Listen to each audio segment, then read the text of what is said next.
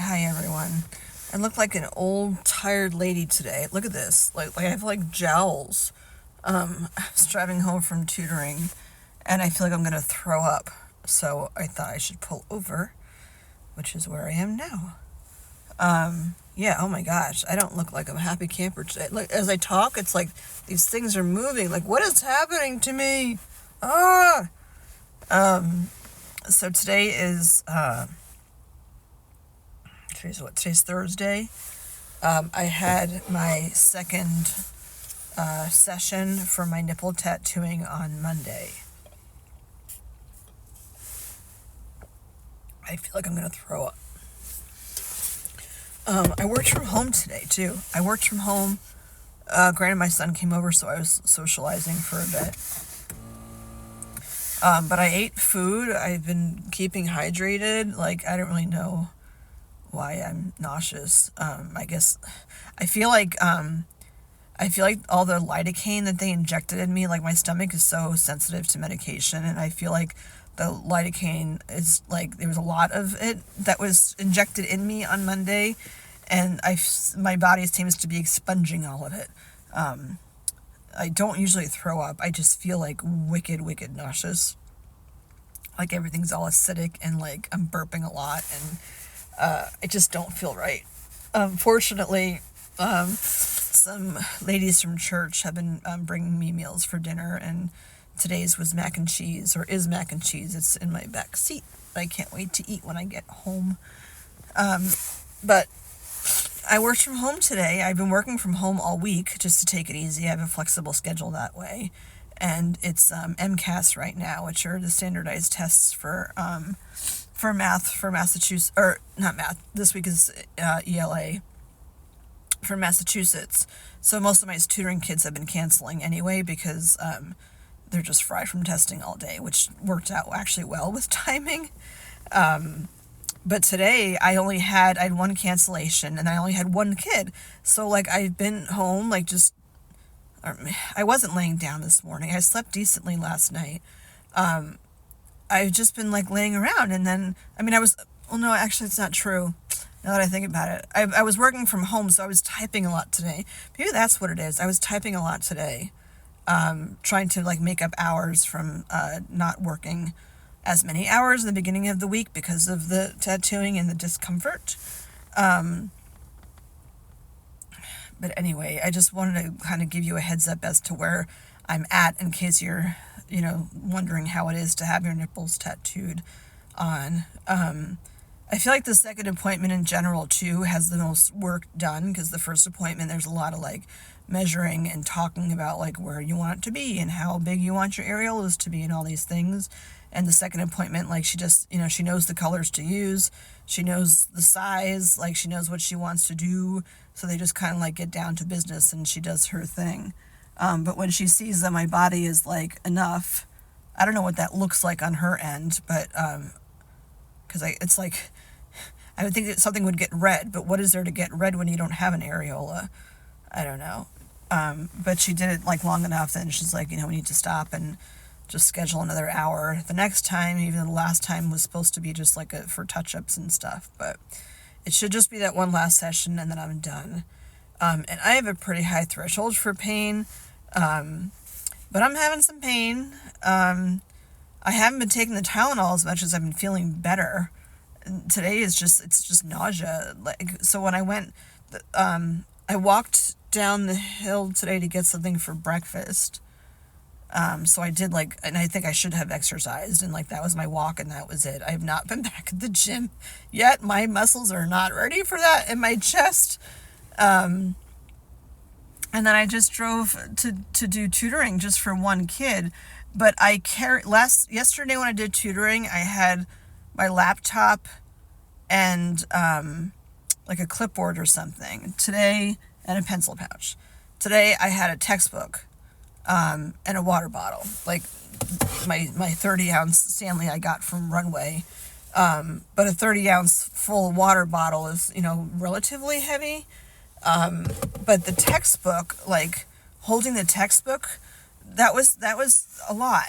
I didn't want to put it over my shoulder because I thought that would be too much weight, but just holding the textbook is where the pain started. I didn't have it during tutoring at all. I was like in the zone doing my thing. But then when I went to get up to leave, I put my bag over my shoulder, which was fine. But then when I picked up the textbook, I mean, granted, it is a pretty thick textbook. That's what hurt. It's just weird. But then, like, I picked up dinner from my friend's house because she's, like, right by where I do my tutoring. And the bag was kind of heavy, and I'm like, well, am I going to be able to carry that?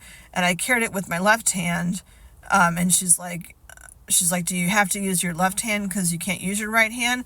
But my right hand is, like, reverting back to, like, back in the beginning. It's this, like, muscle memory that my arm just wants to come. Hold on. I don't think it's doing much of anything to move back. But my arm just wants to, like, come across here just to protect my chest. That I've been walking around a lot, like, with my hand here. Or not that high, but, like, my hand's, like, here.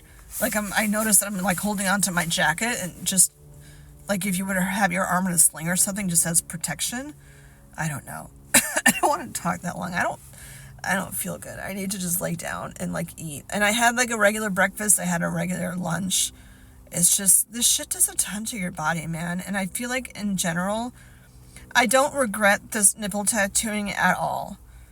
When I mentioned this yesterday on the vlog, when she finished on Monday, I looked in the mirror, or she, had me look in the mirror, and I smiled. And that was the first time I've looked at my reconstructed body since my mastectomy and smiled. So I don't regret doing it at all. I thought it was like it's a tattoo, woohoo, like any other tattoo.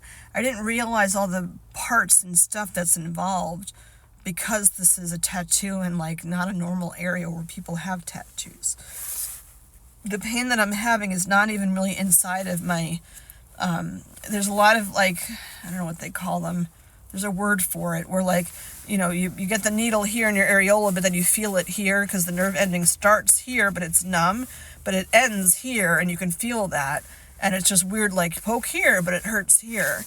I'm having a lot of that.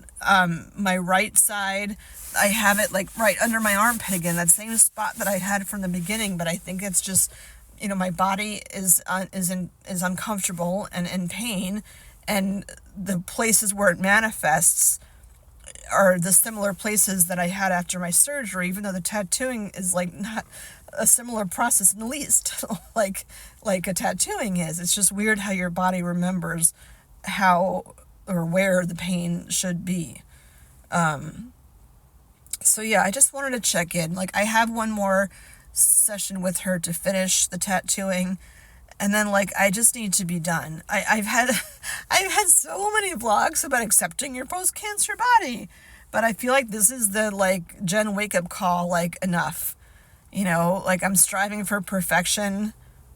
When they first tell you that, like, you have to have your boobs removed and, it's a choice to do reconstruction, and I'm like, oh, reconstruction, like, I get to get a boob job. Oh my God. It's not the same thing. It is not the same thing. It could be all glass half full as you want, but it is not the same thing. An augmentation is very different from a mastectomy. And I get they're all choices. I didn't have to have reconstruction. I didn't have to have implants. I didn't have to do the tattooing. And, like, those are choices that I made. And I'm fine with those choices. But I thought that I would have another revision done on my right side. But after all this, I'm like, I think I'm done. Because this is the first time I wanted to go. My revision surgery was, I was talking in phrases, rewinding. My double mastectomy was in August of 2021. My revision on the left side, because my the sling where the alloderm was like shifting or whatever, and my boob just started going one way, so they had to, like, bring it on back. It was the alloderm. And that happens sometimes, like how your body accepts or doesn't the alloderm. That was in January of 2023. And then the flooding of my apartment happened, like, the week later. So I'm like, I just want to take a break. So I, like, intentionally in 2024, I'm like, I don't want any more surgeries. Like, I just wanted a break.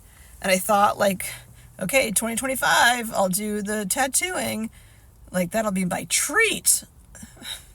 And it is a treat. The process is not a treat. Although I will say that it's kind of nice to have an hour and a half with the nurse from Plastics, that's who's doing my tattooing, where you could ask all sorts of questions about all the stuff that you've been through, because they're not going anywhere because they're tattooing your nipple. So I learned a lot about stuff, like odds and ends of my reconstruction, that I can get into another day. Like, I want to go home.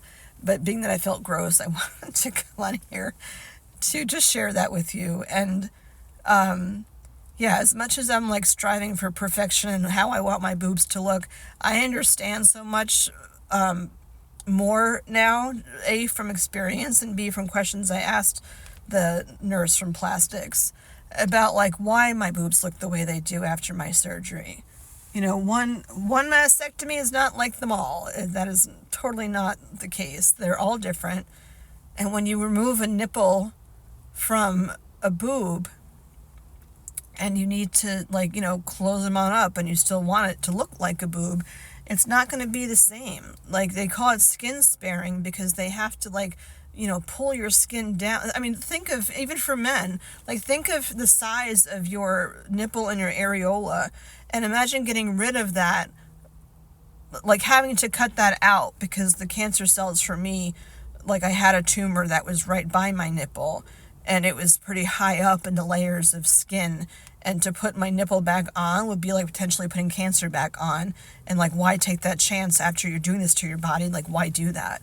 You know, I mean, they certainly didn't advise it at all, because they're like, why would you have all this stuff done and put it on? Like, it's just really, everything's a choice, but like, really, she's like, it's not a choice. Like, the nipple needs to go. And when I say nipple, I mean nipple and areola. But it's a lot of skin that they're cutting out.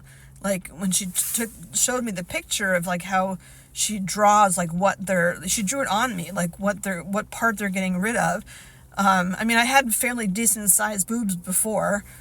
You know, they have to go up around it, and then underneath it is a bigger scoop. So it's a fairly large surface area of skin that they're removing, and they've got to like pull it together so it is still, like, you know, generally shaped like a boob, but it's not going to hold the same shape, because that's just, you know, your body, you could do whatever you want, but it kind of just remembers things and wants to go back to the way things were, even though like that's not possible. And it like has to figure out a way of what it's going to look like. But this picture I had in my head of like what women with augmented boobs look like, it's just not a reality to compare that to like my post-mastectomy body, where I was not able to save my nipples and I don't have any breast tissue. When you have augmentation, you have breast tissue there.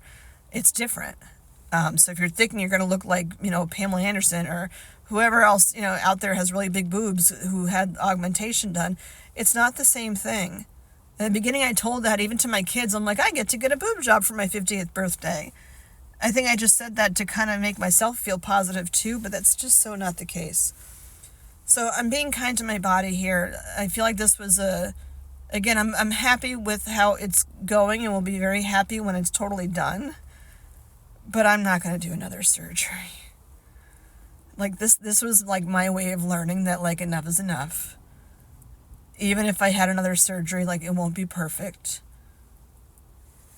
And that's, you know, I don't have cancer. It's been almost 4 years, and they say if you get to 5 years and you're clear, like, you're probably not going to have a recurrence. Like, the percentage of you having a recurrence is very, very, very, very, very low. That was a nice thing to learn on Monday. Ugh, I feel icky. So yeah, I just need to just, you know, move along. And accept, you know, maybe I needed to have like 15 lidocaine shots. I think I'm exaggerating. It wasn't 18. 18 shots in my boob for me to learn that like enough is enough, you know. I don't want to do this to my body anymore. Like, my body's been fighting for 4 years.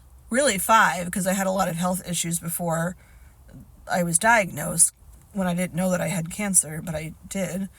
And my body was just doing all these wacko things because it knew that I had cancer, but didn't have a way of communicating that to me, except for like putting pieces together eventually as to like, what's going on?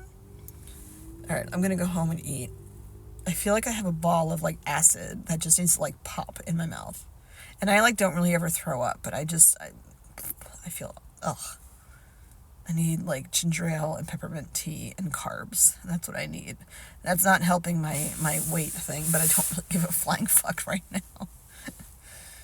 All right, I'm going to leave it there. I'm going to drive home and eat and stop talking and just veg for a bit. So be kind to yourself and, don't be hard on yourself about this whole process of the decisions that you make and the judgments that certain people have about the decisions you make. People like to just diminish, especially women, a lot. That I know that's a whole can of worms that I'm not gonna open. But like, you have to have some respect for the things that you've been through, to be kind to your body and to know just when to like, if you need to sit on the couch for 3 or 4 days and just like binge watch TV and eat ice cream, then do that. Speaking of which, I don't have any ice cream at home, but I want ice cream. It's because it's cold and I wonder if I don't think I have any at home. I'm trying not to keep like junk at home, but like once in a while it's nice to eat junk. I feel like the ice and ice cream would like help my throat like settle down because of the cold, but I don't have the wherewithal to go into the grocery store and pick up ice cream. All right, I'm gonna go. I will check in again. I know like in a couple of days it will be fine, and I keep thinking that in my head that I feel like shit now, but I'm not. I know I'm not gonna feel like this shit in like 3 or 4 days. So like, just suck it up and deal. And in a few days it will be done and you'll go back to how you were before. Not totally, but like better. And that's what I need to focus on, is like, it does get better. And I have to focus on the getting better part. My shoulder blades also hurt a lot. I don't want to forget to mention that. I think it's because like I'm like leaning forward a lot, like kind of curving myself in as protection. So I'm not like sitting upright with my shoulders back, because I don't want to put my shoulders back because I don't want to stretch out this area. But I know I can't be like that for a long period of time, because that will just cause more issue about like the, curling over and, it hurt. You don't want to overdo, but you don't want to not move those parts of your body either, because I don't want things to like seize up or anything. But in the meantime, I just need to be gentle with myself. So I'm going to go home and eat my carbs and drink my ginger ale and drink my peppermint tea and not talk. But yeah, this is what am I up to? 3. Today's my last day with the Telfa bandages. Tomorrow I just go down to Aquaphor, which is why I'm wearing a very bold shirt, like with very patterny, because I'm sure that I'm like Aquaphoring leaking through my tank top underneath. I have a black tank top and then I have this on top of it. That way, and this actually has a lining too. That way, if the Aquaphor like seeps through, it's even hard to do that. You won't notice it as much because I have a patterned shirt on. So I'm not dressed very well, but it's only like 10 days and then you don't need to put the Aquaphor on anymore. And I did shower yesterday, by the way. I didn't shower the day after the tattooing because I just didn't want the water like on me. And even now, like when you shower, you're supposed to shower with your back facing the water. But I'm just trying to take it easy. All right, so take it easy. See you next time. Bye.